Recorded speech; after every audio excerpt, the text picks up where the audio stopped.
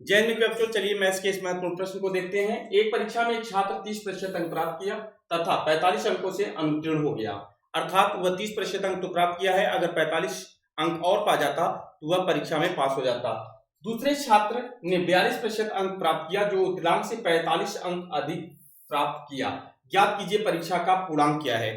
अब मेरे बच्चों यहाँ पर एक ही परीक्षा में दो छात्र हैं, एक जो है कितना परसेंट प्राप्त करता है 30% और कितने अंकों से फेल हो रहा है भैया, वह 45 अंकों से फेल हो रहा है, अर्थात 45 अंक कम प्राप्त किया।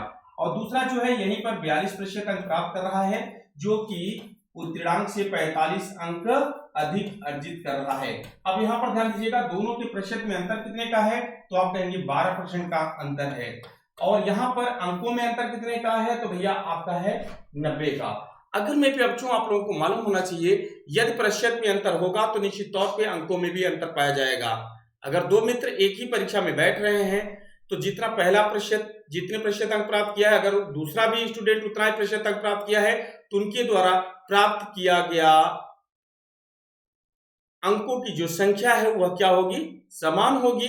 लेकिन अगर दोनों भिन्न भिन्न अंक प्राप्त कर रहे हैं तो उनके परसेंटेज में अंतर होगा और उनके अंकों में भी अंतर होगा। अगर प्रतिशत में अंतर है तो निश्चित तौर पे ऑब्टेन किए गए मार्क्स में भी अंतर पाया जाता है। ठीक है, तो यहां पर ध्यान दीजिएगा, यहां पर कितने परसेंट का अंतर है, तो आप कहेंगे 12%, और यहां पर अंकों में अंतर कितने का है, 90 का है। इसका मीन्स है कि 12% बराबर कितना हो गया, तो आप कहेंगे 90 अंक के।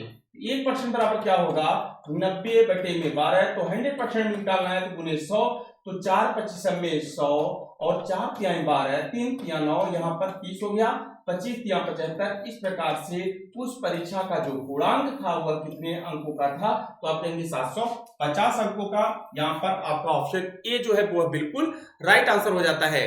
ठीक है मेरे बच्चों, अगर आपको क्वेश्चन समझ में आ गया हो, अगर चैनल पर आप नए हैं तो चैनल को सब्सक्राइब कर लीजिए और वीडियो को लाइक करना न भूलें।